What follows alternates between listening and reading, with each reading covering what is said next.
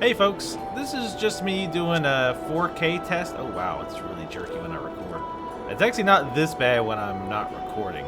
But anyway, I just been kind of wanting to do some 4K tests just for funsies. I definitely cannot realistically record it at right now.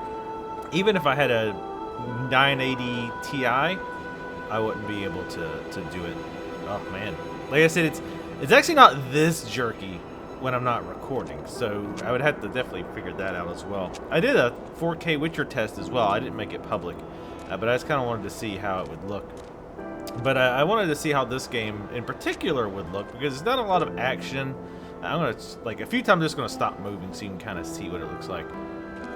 But yeah, I just kind of wanted to see 4K YouTube videos is something that's been kind of my most recent fetish, if you will, just kind of like daydreaming about, oh man, if I could record gameplay at 4K, that'd be amazing.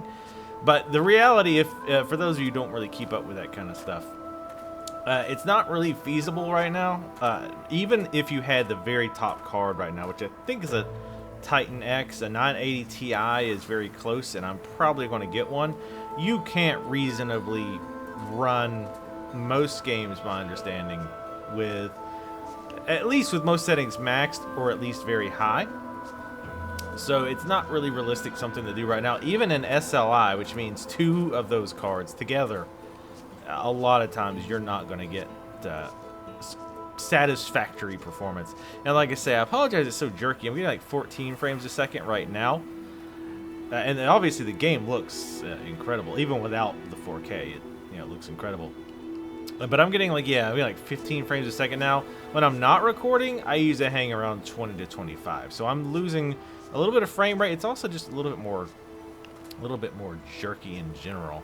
But yeah, I mean, it's something I'd like to pursue. It's realistically, it's not something I would do for main series.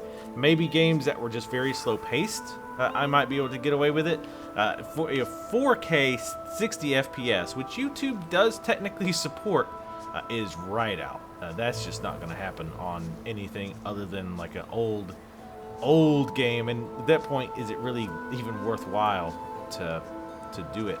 I'm going to stop moving because that jerkiness is bothering me, especially given how great this game looks.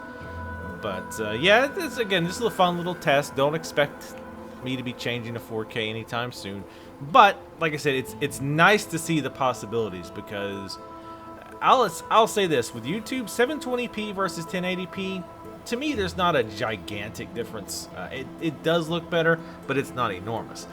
4K, however, looks pretty good on most of the gameplay videos I've seen, even ones that have a little bit more fast action, because that's where YouTube gets you, is the fast action type stuff. And even that looks a little bit, looks pretty darn good on YouTube.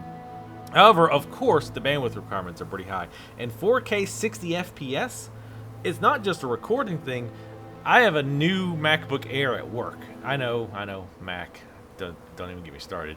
But I have a new MacBook Air, and it was struggling with 4K 60 FPS on YouTube. Like, it was pushing the computer itself.